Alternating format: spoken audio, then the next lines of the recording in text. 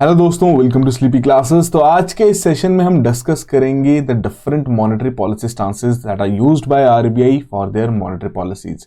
तो जब भी हम न्यूज में देखते हैं कि भैया मॉनेटरी पॉलिसी कमेटी की मीटिंग हुई और उसमें रेपो रेट से रिलेटेड कुछ चेंजेस यहां पर लिए गए या नहीं लिए गए, या कुछ स्टांस में यहां पर चेंज देखने को मिला है, तो वो कौन से स्टांस की यहां पर बात की जा रही है आज हम वही यहां पर समझेंगे, और किस किस तरीके के स्टांसेस यहां पर देखने को मिलते हैं वो भी हम यहां पर समझेंगे। चलिए, शुरुआत करने से पहले एक छोटी सी इंफॉर्मेशन आप सभी के लिए जो कि 2025 के लिए प्रिपेयर कर रहे हैं कि स्लीपी क्लासेस द्वारा संभव 3.0, जी हाँ बिल्कुल, पहले 2 बार भी आपका एक क्रैश कोर्स लॉन्च किया जा चुका है पिछले 2 सालों में। बहुत सक्सेसफुल रिजल्ट यहां पर देखने को मिला इस क्रैश कोर्स का। उसी के बेसिस पर 2025 के अटेम्प्ट को मद्देनजर रखते हुए अगेन संभव 3.0 यहां पर निकाला जा रहा है, जिसमें लाइव क्लासेस आपकी कंडक्ट की जाएंगी। 18 नवंबर से क्लासेस की शुरुआत है भैया। इकोनॉमी से ही हम यहां पर शुरुआत करेंगे। तो अगेन कोशिश रहेगी कि आपकी एंड टू एंड कवरेज यहां पर की जा सके static as well as current affairs की। Apart from that special classes भी यहां पर रखी गई हैं, eco survey, budget, CSAT as well as maps पर। मेंटरशिप सेशंस यहां पर अवेलेबल हैं फैकल्टी के साथ। एक नया वैल्यू एडिशन यहां पर इस साल क्रिएट किया गया है, तो जाके चेकआउट कीजिए इस कोर्स को, एनरोल कीजिए एंड अपनी 2025 की प्रिपरेशन को और बेहतर बनाइए। चलिए, तो शुरुआत करते हैं आज के इस टॉपिक के बारे में। बहुत छोटा सा टॉपिक है, क्विकली हम वाइंड अप करेंगे कि पहली बात ये मॉनेटरी पॉलिसी स्टांस क्या रहता है। तो पहली बात, मॉनेटरी पॉलिसी क्या चीज रहती है। तो बेसिकली मॉनेटरी पॉलिसी के माध्यम से हम क्या चाहते हैं, हम चाहते हैं कि भैया डिमांड में चेंजेस यहां पर लाए जा सके, एम्प्लॉयमेंट लेवल्स यहां पर बढ़ाए जा सके, इन्फ्लेशन को कंट्रोल किया जा सके। तो इन सभी पर्पसेस, इन सभी टारगेट्स, इन सभी गोल्स को हासिल करने के लिए सेंट्रल बैंक द्वारा यहां पर इंटरेस्ट रेट को इन्फ्लुएंस किया जाता है। तो मॉनेटरी पॉलिसी में बेसिकली हम इंटरेस्ट रेट को इन्फ्लुएंस करते हैं, मनी सप्लाई को यहां पर इन्फ्लुएंस करते हैं, ताकि ये डिजायर्ड गोल्स हम यहां पर अचीव कर सकें, कि अच्छी डिमांड इंक्रीज कर सकें, apart from that employment levels यहां पर बढ़ा सके, इन्फ्लेशन को कंट्रोल में रखा जा सके एंड उस प्रकार से ओवरऑल इकोनॉमिक ग्रोथ यहां पर अचीव की जा सके। तो इसमें हम कहते हैं कि भैया मॉनेटरी पॉलिसी इस तरीके से यहां पर काम कर रही है, राइट। तो यहां पर सिंस सेंट्रल बैंक हमारा आरबीआई है, बैंक्स का बैंक यहां पर बैठा हुआ है, तो उन्हीं के द्वारा इस प्रकार के डिसीजंस यहां पर लिए जाते हैं bye there monetary policy committee. तो आपके लिए बहुत सिंपल सा होमवर्क मैं यहां पर रख रहा हूं कि भैया मॉनेटरी पॉलिसी कमेटी में कितने मेंबर्स हैं, कितने सेंट्रल गवर्नमेंट द्वारा भेजे जाते हैं, जरा कमेंट बॉक्स में जरूर मेंशन कीजिएगा। बहुत सिंपल सा होमवर्क है, आप इजीली इस चीज को आंसर कर सकते हैं, राइट। तो ये तो रही बात मॉनेटरी पॉलिसी के बारे में। तो उसी समय पर मॉनेटरी पॉलिसी स्टांस क्या कहता है। मॉनेटरी पॉलिसी स्टांस बेसिकली ये रिप्रेजेंट करता है कि सेंट्रल बैंक के जो मॉनेटरी पॉलिसी एक्शंस हैं वो कौन सी डायरेक्शन में जाते हुए देखने को मिल रहे हैं, या उनका आने वाले समय के लिए, आने वाले क्वार्टर या आने वाले साल के लिए किस प्रकार का निर्देश यहां पर वो रख रहे हैं, जिस हिसाब से उनके एक्शंस वहां पर लिए जाएंगे। तो एक तरीके से हम ये डिसाइड कर पाते हैं बाय दीज पर्टिकुलर स्टांसेस कि यहां central bank which is our RBI, whether they want to stimulate economic growth or they want to curb the inflation और control the inflation, right? क्योंकि दोनों चीजें एक साथ करना थोड़ा मुश्किल रहता है। मुश्किल क्यों रहता है वो भी अभी हम समझेंगे, राइट। बट यहां मॉनेटरी पॉलिसी स्टांस बेसिकली एक तरीके का डायरेक्शन हमें यहां पर बताता है, एक तरीके का ओवरव्यू देने की कोशिश करता है कि एग्जैक्टली सेंट्रल बैंक की जो मॉनेटरी पॉलिसी एक्शंस हैं वो किस डायरेक्शन में जाते हुए देखने को मिल रहे हैं, कौन सी चीज के ऊपर उनका ज्यादा फोकस यहां पर देखने को मिल रहा है, राइट। तो इसमें जो आपका रेट सेटिंग पैनल, जिसे हम मॉनेटरी पॉलिसी कमेटी कहते हैं,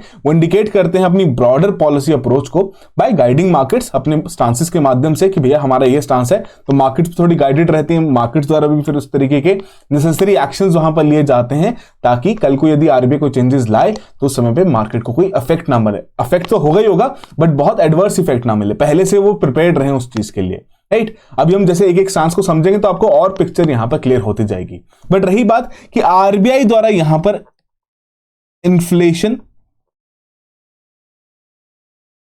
और ग्रोथ दोनों को बैलेंस करने का काम है। ये हमने पहले भी न्यूमरस टाइम्स डिस्कस किए, मेंस का सवाल बल्कि हमने इस चीज का डिस्कस किया है कि जी हां, आरबीआई का एक ऐसा काम है कि भैया उन्हें ग्रोथ को भी मैनेज करना है, इन्फ्लेशन को भी कंट्रोल में रखना है। अब ये चीज मैं क्यों कह रहा हूं, बहुत सिंपल सा पॉइंट है भाई।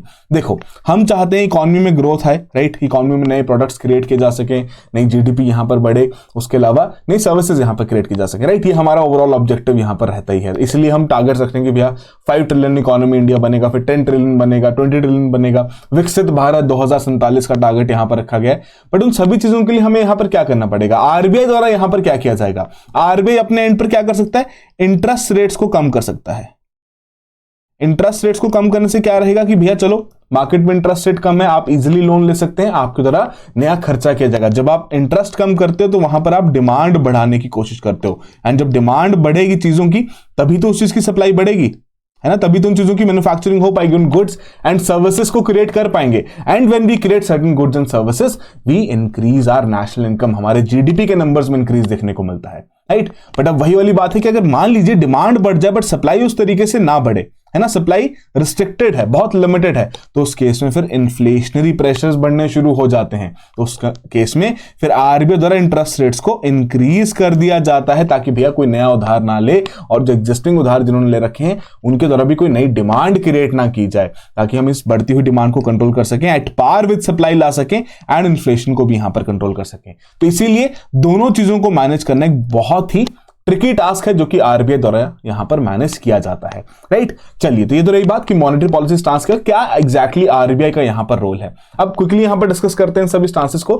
सबसे पहले आता है अकोमोडेटिव स्टांस। अकोमोडेटिव स्टांस का मतलब यहां पर क्या है कि यहां पर सेंट्रल बैंक प्रिपेयर्ड है कि हमें मनी सप्लाई को यहां पर एक्सपैंड करना है ताकि इकोनॉमिक ग्रोथ यहां पर लाई जा सके। सिंपल सा पॉइंट है भाई, जैसे हमने यहां पर भी डिस्कस किया कि भाई अगर हमें ग्रोथ चाहिए तो उस केस में हमें लोगों के पास पैसे की अवेलेबिलिटी को ईजी करना है। वो ईजी कब हो पाएगा? जब लोगों को चीपली लोन वहां पर अवेलेबल हो पाएगा, है ना, मनी सप्लाई वहां पर बढ़ती हुई देखने को मिलेगी। तो वही पॉइंट है यहां पर अकोमोडेटिव स्टांस का भी कि यहां आरबीआई द्वारा, सेंट्रल बैंक द्वारा यहां पर मनी सप्लाई एक्सपैंड किया जाता है ताकि इकोनॉमिक ग्रोथ यहां पर लाई जा सके। अब एक्सपैंड जनरली कैसे करते हैं कि भैया generally during this particular stance, जब आपका अकोमोडेटिव स्टांस यहां पर देखने को मिलता है या अकोमोडेटिव पॉलिसी यहां पर फॉलो की जाती है किसी भी सेंट्रल बैंक द्वारा, तो उनके द्वारा हम देखते हैं कि भैया इंटरेस्ट रेट्स कम किए जाते, they are willing to cut the interest rates ताकि अगेन जो पैसे की अवेलेबिलिटी है, जो मनी सप्लाई है, वो इजी की जा सके। कम जो कॉस्ट ऑफ बोरोइंग है ना वो कम देखने को मिलेगी। अगर मुझे यहां पर कोई 2% पे उधार देने के लिए रेडी हो जाएगा तो शायद मैं उधार ले लूंगा कि भैया 2% तो बहुत ही कम है, मुझे सिर्फ मात्र 2% का इंटरेस्ट यहां पर पे करना है, मैं उसको फर्दर आगे जाके डिफरेंट जगहों पे इन्वेस्ट कर सकता हूं, वहां से अच्छी रिटर्न कमा सकता हूं, है कि नहीं। तो वही सिंपल सा पॉइंट है कि अकोमोडेटिव स्टांस फिर यहां पर ये कहता है कि जहां सेंट्रल बैंक इकोनॉमिक ग्रोथ को फ्रंट पिक्चर पर रखते हुए इंटरेस्ट रेट्स को कम करता हुआ देखने को मिल रहा है। तो ये स्टांस हमने कब देखा था कि भैया जब कोविड क्राइसिस आया, डिस्रप्शंस देखने को मिली, इकोनॉमिक एक्टिविटीज में रिस्ट्रिक्शंस देखने को मिली, तो उस समय पे हमें चाहिए था कि भैया हमें अपनी इकोनॉमी को दोबारा से रिवाइव करना है, एक जंप स्टार्ट प्रोवाइड करना है। तो उस समय पर आरबीआई द्वारा इस प्रकार से कोविड-19 क्राइसिस के समय पे अकोमोडेटिव स्टांस पर यहां पर काम किया गया और उनके द्वारा रेपो रेट को कम भी वहां पर किया गया, राइट। तो ये इंपॉर्टेंट पॉइंट आपको यहां पर ध्यान रखना है। और ऐसे अकोमोडेटिव स्टांस आपका डोविश स्टांस से भी काफी मिलता जुलता है ना, इसी को हम डोविश स्टांस भी कहते हैं। डोविश स्टांस में भी बेसिकली आपके इंटरेस्ट रेट्स को कम करने के ऊपर टारगेट रखा जाता है ताकि इकोनॉमिक ग्रोथ यहां पर लाई जा सके। फिर वही बात आती है हॉकी स्टांस, है ना, बाज की आंखों की यहां पर बात की जा रही है कि भैया नजर लगाए बैठी है यहां पर मॉनेटरी पॉलिसी।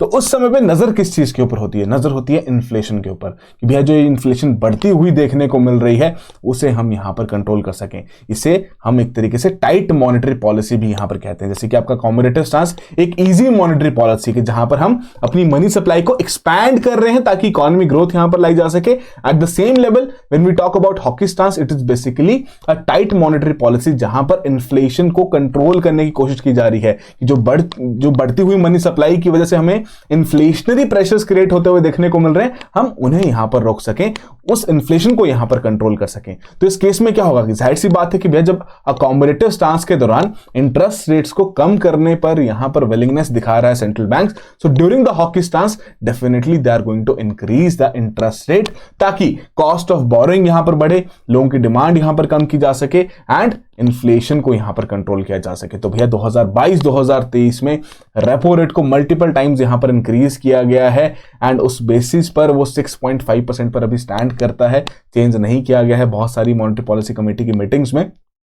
बट ये हॉकी स्टांस यहां पर क्या कहता है कि उस समय पर जब इस प्रकार की इंटरेस्ट रेट्स बढ़ाए जा रहे थे तो आरबीआई द्वारा ऑब्जेक्टिव था कि इन्फ्लेशन को बेसिकली यहां पर कंट्रोल करना है। इस डायरेक्ट ऑब्जेक्टिव यहां पर सिर्फ और सिर्फ इन्फ्लेशन को कंट्रोल करना है ताकि इस बढ़ती हुई इन्फ्लेशन की वजह से जो हमारा आम नागरिक यहां पर फंस रहा है उसको हम यहां पर प्रोटेक्ट कर सकें, राइट। तो जब भी यहां पर सेंट्रल बैंक्स द्वारा इंटरेस्ट रेट्स इंक्रीज किए जाते हैं या टाइट मॉनेटरी पॉलिसी यहां पर फॉलो की जाती है तो जाहिर सी बात है बैंक्स भी फिर अपने जो इंटरेस्ट रेट्स हैं जो कि वहां पर लोन्स के ऊपर चार्ज करते हैं, उन्हें भी यहां पर बढ़ा देते हैं, ताकि भैया जो बोरोअर्स हैं वो कहीं ना कहीं कम से कम यहां पर लोन की डिमांड क्रिएट करें, एंड ओवरऑल जो डिमांड है हमारे फाइनेंशियल सिस्टम में, ओवरऑल जो हमारी एग्रीगेट डिमांड है इकोनॉमी की, उसे भी यहां पर रिड्यूस किया जा सके। तो इसे हम कहते हैं हॉकिश स्टांस। और इसे ही एक तरीके से अगर हम कहें कि भैया जो ट्रांजिशन है, राइट,